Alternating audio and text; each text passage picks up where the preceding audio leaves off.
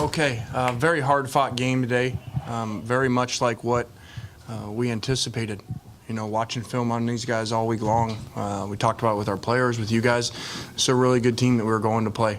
And anytime you have a great player at quarterback like they do, it's going to be a challenge for you because it's hard to take a quarterback out of a game. He touches the ball every snap.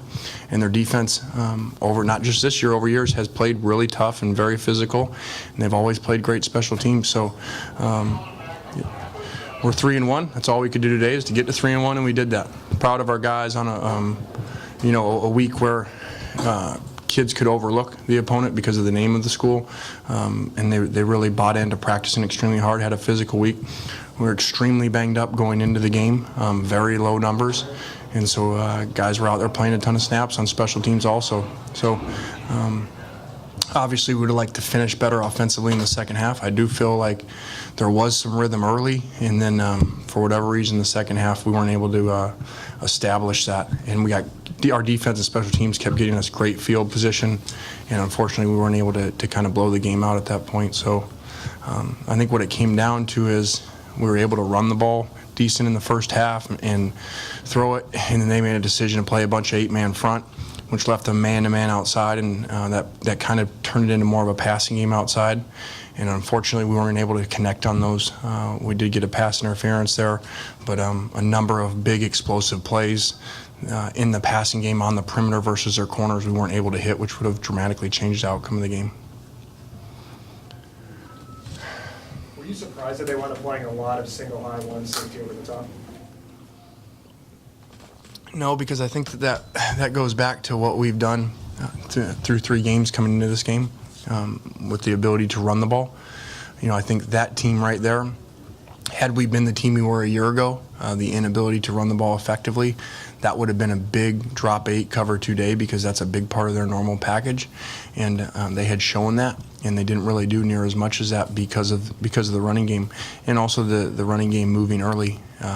You know, kept them in those 8-man fronts, and when you get that, you don't a lot of times get as an efficient game from a completion percentage, but you got to hit some of those big plays, and you saw a number of big plays that either we just missed the throw or we dropped that really changed it. Just 3 of those completely changed the numbers for the day. After they faked the field goal, you decided to throw the ball 3 straight times. Was it too early to run the ball? Well, we just really thought that once again it was after the fake punt, obviously. Yeah. It became an 8-man front day, and so it was tough sledding in there, and they're a physical front, and when they had the safety in there, 8 guys, and put number 9 on the edge like they do, who's a great NFL player, it becomes a tough game inside, and so you gotta be able to hit those outside, because you don't want to leave the game saying, okay, these guys came in here, played us man to man, and we just sat and ran the ball all day and didn't take any shots out there with our guys. Coach, talk about your defense. Yeah, another great showing. 4 games in a row versus an offense coming in here that was averaging 50 points a game, 600 yards a game, and I thought our defense was great today. We had two plays we screwed up. You know, we got beat on a go route on 3rd and 16, I think, and we let a power break out to our left. Otherwise, it's just a lights out game, and it was really cool to see the way they finished. I mean, so many times Utah State had an opportunity to go score, and our defense just kept going back out there all the way to their last play, the 4th down stop, versus a great quarterback, one that has given people a lot of problems and is going to give people a lot of problems throughout the year. How concerned are you about the inability of the offense to score touchdowns? Yeah, I mean, obviously we want to score every time we have it, so we weren't able to do that. We had great field position, and didn't finish off drives for whatever reason, you know, different reasons throughout the game. So we'll go back to work, get better, and try to get to 4-1. Do you feel good about where you are heading to Arizona State? Well, I wish we were healthier. You know, this is a very beat-up team. These guys are playing a ton of snaps. There's not a lot of rotations going on there. You know, the skilled players on offense, the numbers are just crushed going into the game, you know.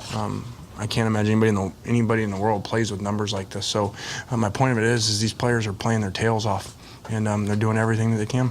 How would you evaluate the special teams play today? It seems like Kadari's been a little off in the punt return game. Hasn't really been able to get as much going so far. Yeah, up and down. There's some water in that glass. We did stop them on the fake, which was a critical part of the game. Our coverage units pinned them deep too, so we did do some good things. But obviously, there's some things to improve on there. And the field goal obviously was big in the game too. How would you evaluate your quarterback?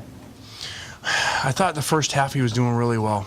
And then we missed on a couple things. He was getting hit in there. They have a really good rush, and they were blitzing him a lot, and they made some plays. We hit a big play to Nelson, I believe, on the deep cross down there, and then so we come right back, trying to stay explosive and not getting too conservative on the next play, and that's where the sack caused fumble happened. So, it's easy to say just stay explosive and throw the ball downfield, and that's what happens sometimes. You get the negative plays like that, which totally changed the game. That game is getting ready to potentially go 21-7 before half. So, did some good things in the first half, and then really got hit a lot in the second half. Did take care of the ball well in the second half.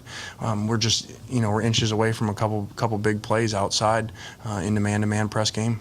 Is your offensive line still a work in progress? Sure. They're still young in the spots that they're at, and they're doing some good things in there.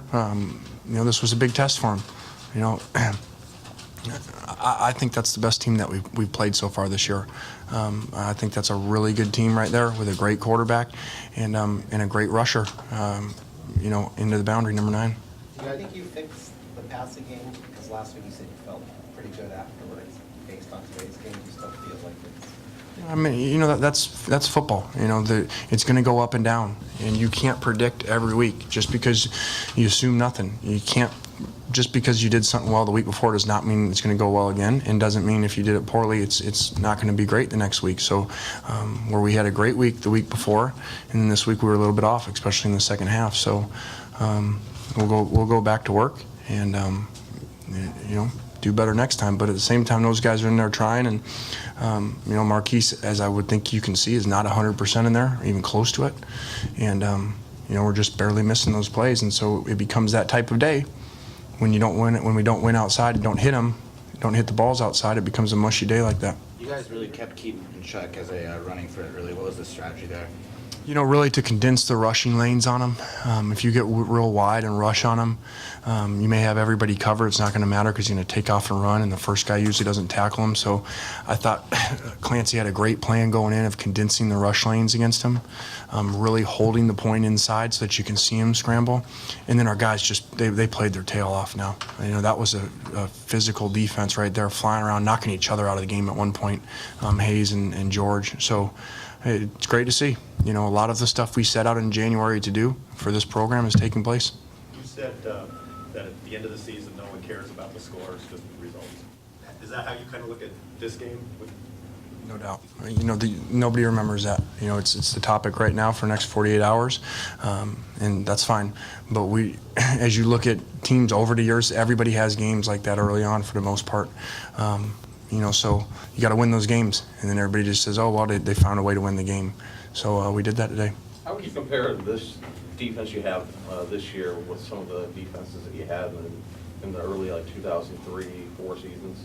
Well, I think we're going to be tested in some different ways coming up with a lot of really high-powered offenses throughout the rest of the season. And some guys that can really wing it. So today we passed that test and did a great job, and we're going to have to keep doing it again and again. I do think now in our conference, the offenses are better than they used to be against those defenses, and we used to play a lot different style of offenses in this conference with those great defenses, and now you get tested a lot of different ways, and it's a lot harder to have any numbers like we used to nowadays, and fortunately through 4 games we're doing it. You just said it, and the players have said it. Great game plan on defense. How was the offensive game plan when you look back at it now and say, was that what we needed, what we wanted, got the job done? I thought the first half was going fine until the sack caused fumble. We're playing efficient. We're taking care of the ball. We're completing some balls. We just miss. We have 2 big drops that are going to be really big plays that we miss on, and that make it a really efficient first half. And then the sack caused fumble happens, and that kind of pulls you back a little bit when you see that happen. And it became an 8-man front day, and with press man inside technique. So that goes to fades outside, and for a long time here, we've made those plays and we weren't able to do them today.